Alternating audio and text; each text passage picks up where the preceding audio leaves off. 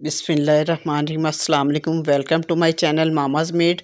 आज हम लोग आपको मछली फ्राई करने का असली तरीका बताएंगे कि मछली को कैसे फ्राई किया जाता है। सबसे पहले हमने ये तकरीबन 2 किलो रोहू मछली ली है और इसको आटा लगाकर अच्छी तरह से धो लिया है। आटे से इसकी स्मेल ख़त्म हो जाती है और ये अच्छी तरह से साफ़ हो जाती है। ये हमारे पास तमाम इंग्रेडिएंट्स पड़े हुए हैं। इसमें दही है, अदरक लहसुन का पेस्ट है, लेमन जूस है, चाट मसाला, कुटी हुई मिर्चें, सफ़ेद ज़ीरा भुना हुआ कुटा हुआ और धनिया मिर्च और कुटी हुई मिर्चें, तमाम मसाला जात हमारे पास मौजूद हैं। आप ये देखें जी, हमने मछली को एक परात में डाल लिया है। सबसे पहले हमने इसमें सिरका डाला है। इसके बाद हमने लहसुन और अदरक का पेस्ट डाल दिया है। बाकी मसाले इसमें शामिल कर दें। 2 चम्मच पिसी हुई मिर्चें डाली हैं। ये हमारे पास धनिया पाउडर है, ये भी 1 चम्मच भर के डाल दें। इसके बाद हल्दी पाउडर डाला है आधा चम्मच और ये कुटी हुई मिर्चें हैं, ये भी 1 बड़ा चम्मच भर के डाल दिया है। ये कुटा हुआ ज़ीरा है और भुना हुआ ज़ीरा है। इसके बाद आधी चम्मच अजवाइन डाल दी है। ये हमारे पास कसूरी मेथी है, कसूरी मेथी भी इसमें शामिल कर दिया आधा चम्मच। कसूरी मेथी और अजवाइन इसका मेन इंग्रेडिएंट है। और इसके बाद हमने लेमन जूस डाल दिया 1 चम्मच भर के।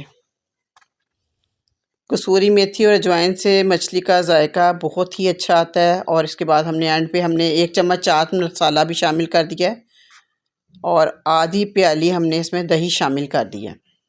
दही को अच्छी तरह फेंट लें, इसके बाद मछली पर डाल दें। और ये हमारे पास बेसन है, इसके बाद ये भी हमने आधी प्याली बेसन भी इसमें शामिल कर दिया है। अब आप इसे अच्छी तरह से मसाले को मिक्स कर लें और नमक बहुत ही थोड़ी मिकदार में डालना है, क्योंकि मछली में ऑलरेडी नमक मौजूद होता है। जब हम लेते हैं तो इसमें अजवाइन और नमक लगा हुआ होता है, जिसको मैंने अभी आटा लगाकर धोया है। इसके बाद हमने ये सारा मसाला डालकर इसको मैरिनेट कर लेना है और इसको तकरीबन हमने 7-8 घंटे के लिए फ्रिज में रख देना। अगर सुबह मसाला लगाया है तो शाम में आप बनाएंगे और रात को लगाया है मसाला तो आप सुबह इसे फ्राई करें, तो इस तरह से इसमें मसाला अच्छी तरह से जज़्ब हो जाएगा। अब एक कढ़ाई में हमने ऑयल लिया है और ये देखें जी, हमने 1 पीस डाला है और इसे दबा दबा कर आपने फ्राई करना है। ये देखें जी, कितना खूबसूरत सा क्रिस्पी फ्राई हो गया है और इसे आप निकाल लें। इसके बाद इसी तरीके से हमने बाकी मछली को भी फ्राई करना है। ये आप देख सकते हैं कि इसके ऊपर बबल से आ रहे हैं, तो इससे ज़ाहिर हो रहा है कि मछली कच्ची है। जब आप मछली को दबा दबा कर फ्राई करेंगे तो वो अच्छा सा फ्राई हो जाएगी। और ये देखें जी, कितनी खूबसूरत सी हमारी मछली फ्राई हुई है। अब हमने इसे रायते के साथ और इमली की बनी हुई चटनी के साथ सर्व किया है।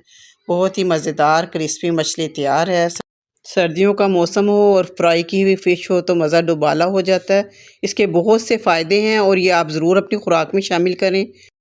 वीडियो पसंद आए तो लाइक करें, शेयर करें, सब्सक्राइब करें। अपना बहुत सा ख्याल रखिए। अल्लाह हाफ़िज़।